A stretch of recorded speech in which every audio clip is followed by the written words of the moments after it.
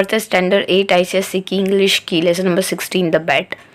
बहुत ही interesting lesson है। It was a dark autumn night, लगभग ऑटम की बहुत ही घनी रात थी। The old banker was walking up and down his study.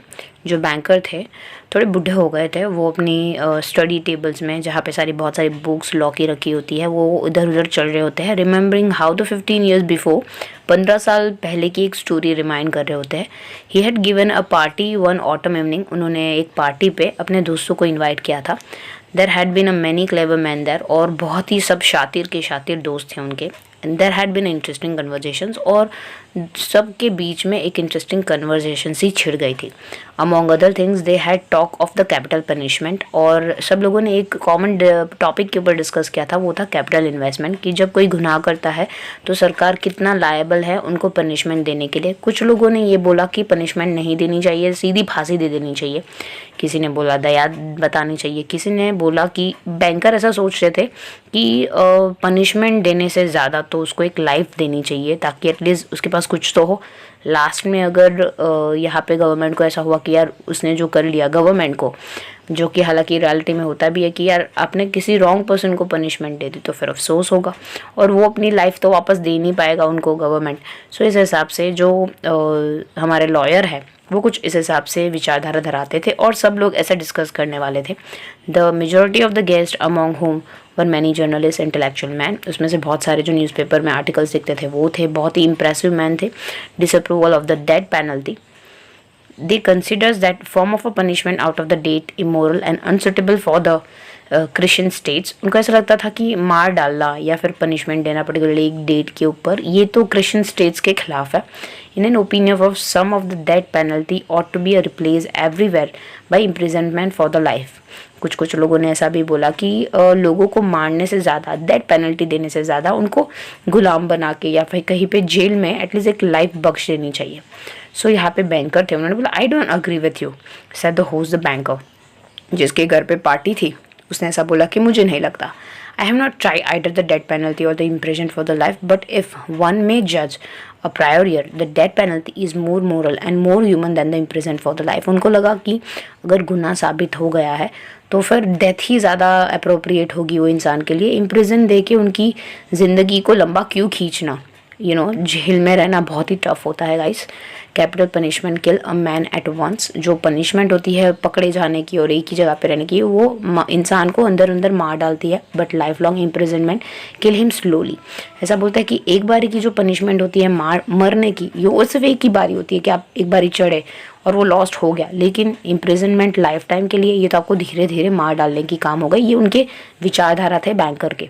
Which executioners is more human, he would kill you in a few minutes, और he would drug the life out of you in an course of many years. यहाँ पे उन्होंने बोला, उनके point of view बहुत ही simple थे कि किसी को अगर गुनाह किसी का साबित हो गया तो उनको एक ही झटके में मार डालो, उसको धीरे धीरे से ड्रग दे के उसको तड़पा के फिर मारने से और लाइफ टाइम जेल में रखने से क्या फ़ायदा। Both are equally immoral. Observe one of the guest for what they have a same object to take away life, and the state is not a god, it has not a right to take away what cannot be restored when it's wanted to। इसमें से एक guest ने बोला कि यार भगवान ने ज़िंदगी दी है, हमें कोई राइट्स नहीं है उसे लेने का। सो फिर ये इमोरल चीज़ हुई। इक्वली दोनों ही चीज़ें इंपॉर्टेंट है, लेकिन हमें इतना अधिकार ही नहीं है कि हम लोग किसी की लाइफ के ऊपर सवाल उठाए उसे ले ले। Among the guest was a younger lawyer, और उसमें से जो यंगर लॉयर था, छोटा लॉयर मीन्स एज में छोटा था, younger man of a 5 and 20 and लगभग 25 ईयर्स का। When he was asked his opinion, जब यहाँ पे बैंकर ने उनका ओपिनियन पूछा, he said the death sentence and the life sentence are equally moral. Death sentence और लाइफ सेंटेंस दोनों ही इतने ही इक्वलाइज स्टेट पे है, मीन्स दोनों ही सेम लेवल पे है। But if I to choose between the death penalty and imprisonment for the life, अगर मुझे चूज़ करना पड़े कि मुझे मरना है एक ही झटके में या फिर मुझे लाइफ टाइम जेल में रहना है, I would certainly choose the second one, कि मैं पूरी लाइफ टाइम ज़िंदगी बिताना चाहूँगा गुलामी में, इम्प्रिजन में, जेल में। To life any how is a better than not at all. ज़िंदगी जीना ज़्यादा अच्छा है कंपेयर टू एक ही झटके में मर जाना। और लाइवली डिस्कशन अरोज, सब लोगों के बीच में एक अच्छी खासी डिस्कशंस हुई। The banker who was younger and more nervous in those days, जो बैंकर था वो उस टाइम पे यंग थे मतलब वो अभी जो स्टोरी नरेट कर रहा है, रिमाइंड कर रहा है, वो अपने लाइब्रेरी में बैठ के अपने पुराने 15 साल पहले का सीन रिमाइंड कर रहा है और वो सोच रहा है कि, और वो उस टाइम पर बहुत ही नर्वस थे, यंग थे, तो हर कोई के पास इतना पैसा नहीं होता है, इतना टेंशन होता है कि यार कल का पैसा कैसे बनाना है, किस हिसाब से रेपुटेशन कमानी है, उस हिसाब से जो बैंकर भी थे वो यंग थे तो बहुत ही नर्वस थे। एंड वो suddenly carried away by excitement, उन्हें पता नहीं वो डिस्कशन करते करते कुछ एक्साइटमेंट सा लगा। He stood the table for his feast and shouted at the young man, उनको चैलेंज दे दिया, मीन्स जो लॉयर था उनको चैलेंज दे दिया, it's not true, I bet you 2 million you wouldn't stay in solitary confinement for the 5 year। बेट लगा दी कि मुझे नहीं लगता कि तुम 5 साल के लिए जेल में रहोगे भी, अगर तुम रहोगे तो फिर मैं तुम्हें 2 million लूँगा। 2 million मीन्स बहुत ज़्यादा होता है, आप अमीर हो जाओगे, काम करने की ज़रूरत ही नहीं पड़ेगी। If you mean that in a early age, the young man, I'll take the bet and but I would stay for the 5 but 15 years। लेकिन जो लॉयर थे उन्होंने भी ये स्पॉन्टेनियस ले लिया, पता नहीं क्यों डिस्कशन कहीं पे सीरियस नोट पे आके अटकी कि ठीक है 5 साल के लिए नहीं, मैं 15 साल के लिए रेडी हूँ, मैं जेल में रहने के लिए। सो बैंकर बोला कि 15 डन, ठीक है जेंटलमैन, आई टेक्स 2 million। उसने बोला कि ठीक है मैं 2 million की शर्त लगाता हूँ 15 years के लिए, ठीक है चलो। दोनों के बीच में जो नॉर्मल डिस्कशन थी वो कहा बेड पे और सीरियसनेस पे अटक गई, किसी को पता ही नहीं पड़ा। Agree, you stake your millions and I stake my freedom, said the young man. Young man ने बोला ठीक है, तू तुम्हारे मिलियन लगा और मैं अपनी आज़ादी चाहूँगा। And this wild senseless bet was carried on, और फिर ये शुरुआत हुई बेट की। The banker, the spoils and the favourites with in millions beyond his reckoning was dilate at it bet. Banker को लगा कि यार मैं ही जीतने वाला हूँ यार, मैं बहुत ही ऐसे फ्लॉन्ट कर रहा था कि यार ठीक है ना यार।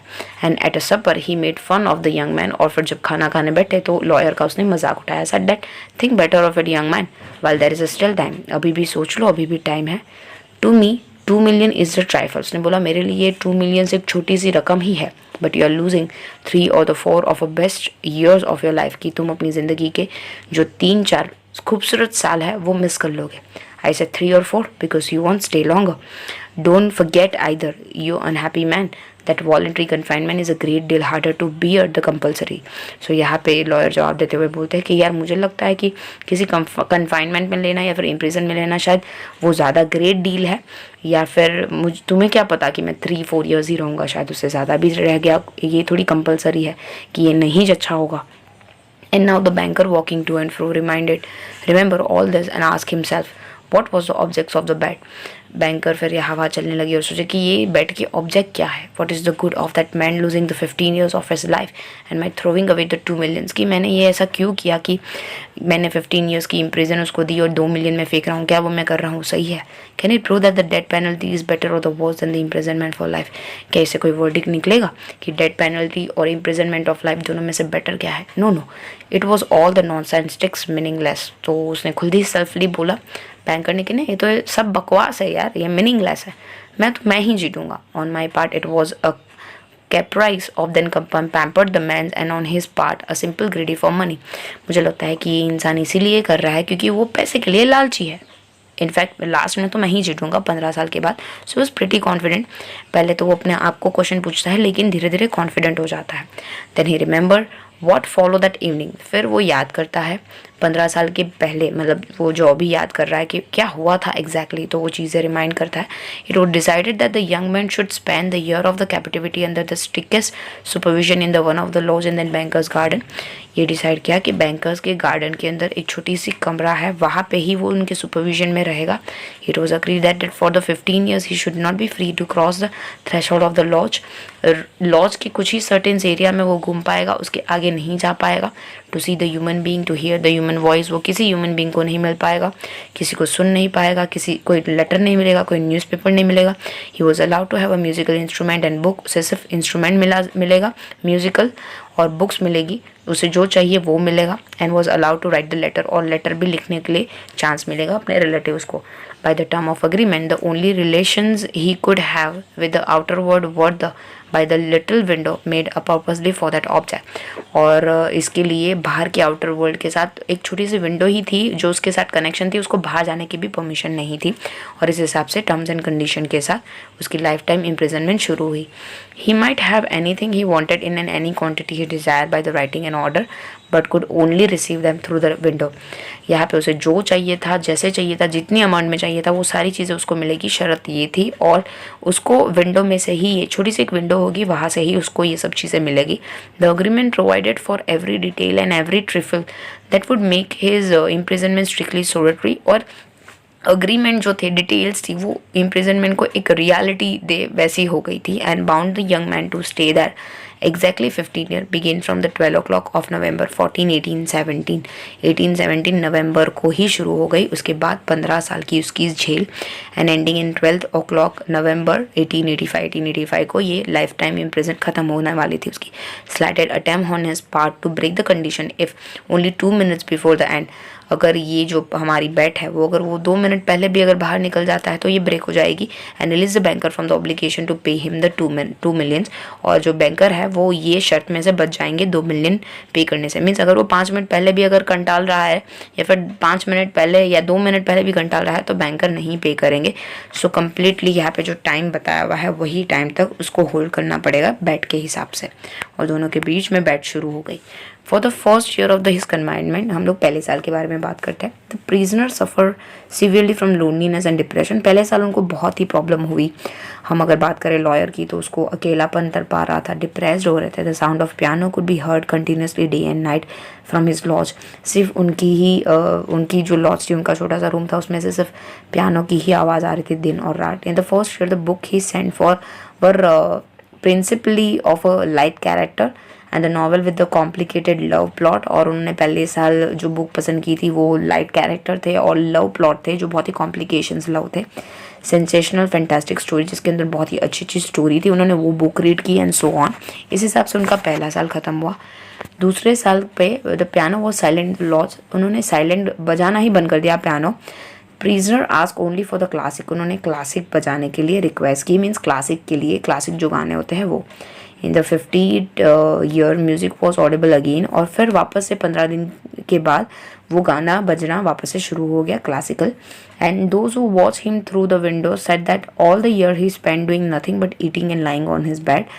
पूरा सेकेंड ईयर तो वो सिर्फ बेड पे पड़ा रहता था और खाता था। Frequently yawning and angrily talking to himself, बस गुस्से में खुद से बात करता था और उबासी ले रहा था। Some time at night he would sit down to the write, और कभी कभी आधी रात को उठकर कुछ लिखता था। He would spend hour writing, और बहुत घंटे लगाता था लिखने में। And in the morning tear up all that he had written, और सुबह बहुत ही रोता था उसने जो लिखा था उसे देखकर। More than once he could be heard a crying, और बहुत बारी उसको रोता हुआ भी पाया गया। पहले 2 साल उसके लिए बहुत टफ गए, ये शो कर रहा है। In second half of the 6th year, हम लोग छठे साल में आएंगे उनके सेकेंड हाफ में, मीन्स 6.5 साल ख़त्म हो गए। Prisoner become zealously studying language, philosophy, history. धीरे धीरे करके वो अलग अलग लैंग्वेज पढ़ने लगे, फिलोसॉफी पढ़ने लगे, हिस्ट्री पढ़ने लगे। मीन्स धीरे धीरे करके उन्होंने अपनी ज़िंदगी जैसी है वैसे एक्सेप्ट करना शुरू कर दिया और नई चीज़ों के साथ एक्सपेरिमेंट करना शुरू कर दिया। Then after the 10th year, 10वें साल के बाद, prisoner sat immovably at the table, और फिर वो टेबल के आजू बाजू मूव करने लगे। And read nothing but the gospel, सिर्फ गॉस्पेल पढ़ रहे थे। जो इम्प्रिजन कन्फाइनमेंट के लास्ट 2 साल बचे थे, मीन्स 13 साल, 13वां साल, the prisoner read the immense quantity of a book quite indiscriminately, कोई भी भेदभाव करे बिना बहुत ही स्ट्रॉन्ग लेवल की जो बुक होती ना वो पढ़ने लगे at once time. He was busy with the natural science, और उसके बाद वो नेचुरल साइंस जैसी चीज़ों में बिजी होने लगे। He would ask for the बहुत ही भारी भारी बुक, जैसे साइंस के रिलेटेड ब्राइलॉन, शेक्सपियर, ऐसी बुक के डिमांड करने लगे। The old banker remember all this and thought tomorrow at the 12 o'clock he will be regain his freedom, कि कल 12 बजने वाला है और कल उसे यहाँ से आज़ादी मिलेगी, और मुझे जो 2 million है वो पे करने पड़ेंगे by our agreement. I ought to pay him 2 million, if I do pay him it all over with me and I shall be utterly ruin. उसने बोला कि अगर इतने साल से तो मैं उसके खाने पीने का सब ख्याल रख रहा हूँ, लेकिन अगर मैंने 2 billion उसे पे कर लिए तो मैं हर हिसाब से ख़त्म हो जाऊँगा, मैं तबाह हो जाऊँगा।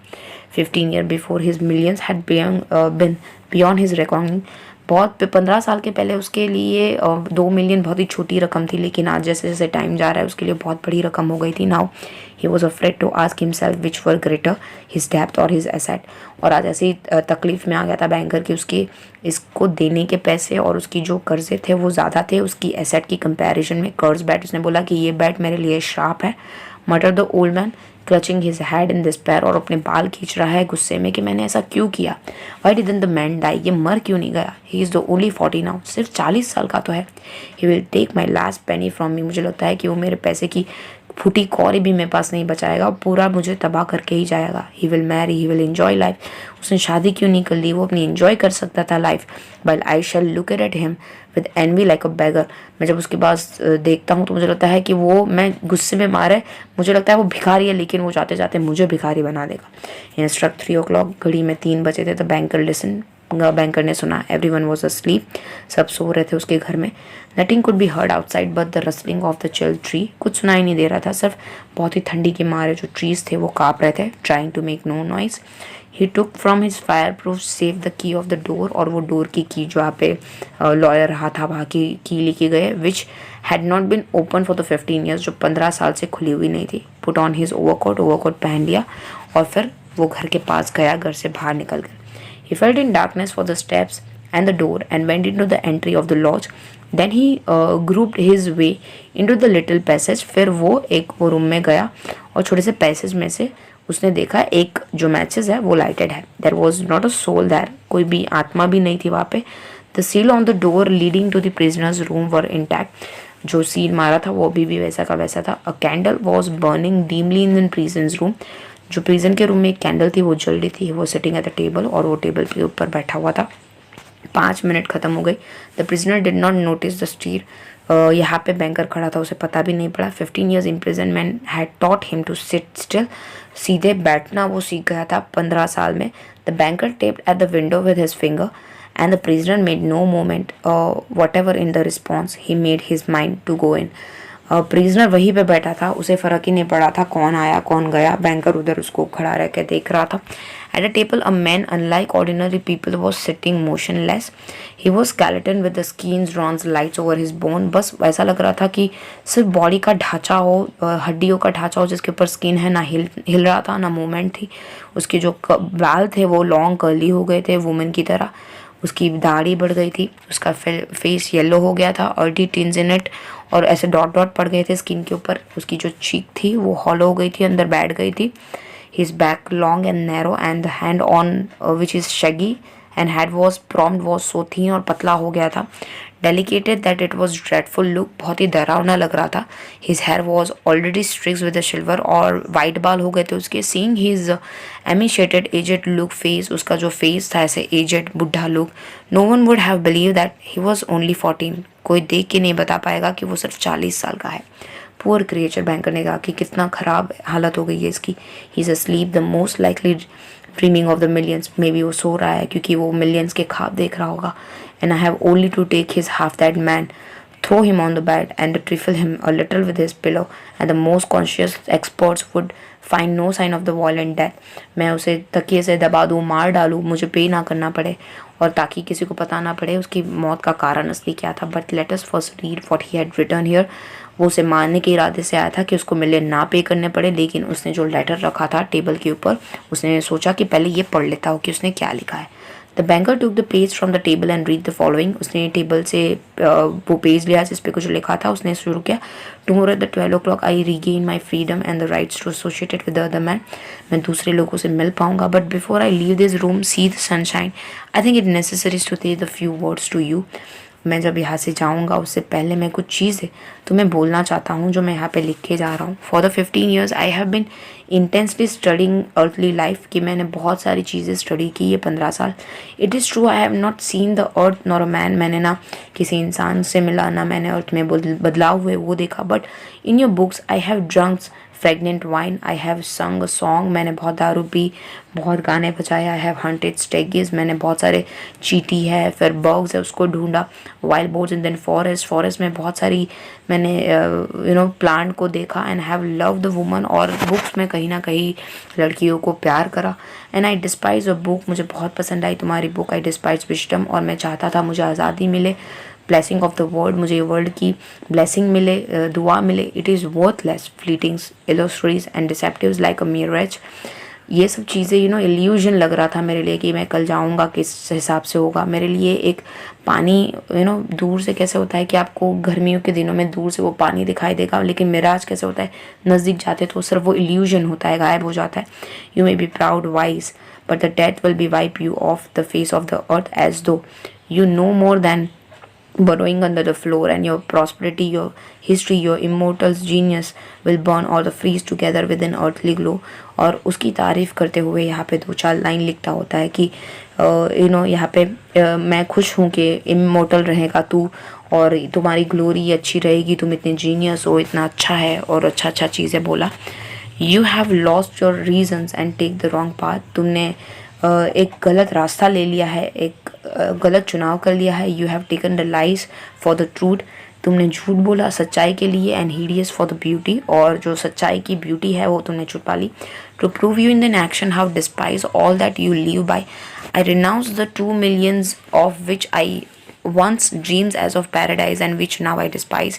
मुझे पहले लगता था कि 2 मिलियन बहुत ज़्यादा होते हैं खूबसूरत लाइफ के लिए, स्वर्ग होगा, लेकिन मुझे अब शायद उसकी ज़रूरत नहीं है। To deprive my self of the right to the money, मैं यहाँ से अपने आप को आज़ाद कर रहा हूँ कि मुझे तुमसे कोई पैसे नहीं चाहिए। I shall go out for here a 5 hour before the time fixed, 5 घंटे पहले ही, जो हम लोगों ने डिसाइड किया है 12:14 नवंबर के 5 घंटे पहले ही मैं यहाँ से निकल जाऊँगा। एंड ब्रेक द पैक्ट, और हमारे बीच का जो करार है वो टूट जाएगा। When the banker had read this he let the page on the table and kissed the strange man on his head and went out the lodge and weeping. रोते रोते वो बैंकर के पास उसने वापस से टेबल के ऊपर लेटर लिख दिया, वो मैन को चूम लिया, किस कर ली, और वो बस रोते रोते वो लॉज में से निकल गया कि मैं तो उसे मारने के इरादे से आया था, लेकिन वो मेरे बारे में इतना अच्छा सोचता है। नेक्स्ट मॉर्निंग वो चाहता था कि वो बैंकर को अभी पूरी तरह से रुइन ना करे। Next morning the watchmen ran in his with pale faces and told him that they had seen the man who live in the lodge climb out the window into the garden and go to the gate and disappear. Watchman ने सुबह ही आके banker को inform कर दिया, लेकिन banker को कोई फ़र्क नहीं पड़ा क्योंकि उसे को तो रात को ही पता था कि लॉ टूट जाएगा। Banker went at once with the servant to the lodge and made sure of the flight of the prisoner. और बैंकर सिर्फ दिखाने के लिए सर्वेंट के पास साथ में गया और देखा कि प्रिजनर वाप के ही चला गया है। To avoid the arousing unnecessary talk, और कोई भी बात नहीं की, he took from the table the writing in his which the millions were renounce. उसने वो लेटर उठा लिया टेबल से, and when he got home locked it up in then fire proof safe, और उसने फायर प्रूफ सेफ अलमारी के अंदर वो लेटर रख दिया, मानो उसके लिए वो बहुत ही खास था। लिखी थी एंटोन चेकोव्स ने। Thank you so much. अभी तक आपने हमारी चैनल को सब्सक्राइब नहीं किया है तो सब्सक्राइब आइकन को क्लिक करके सब्सक्राइब कर दीजिए। कमेंट में ज़रूर बताइए वीडियो आपको कैसी लगी, और लाइक करना मत भूलिएगा। Thank you so much.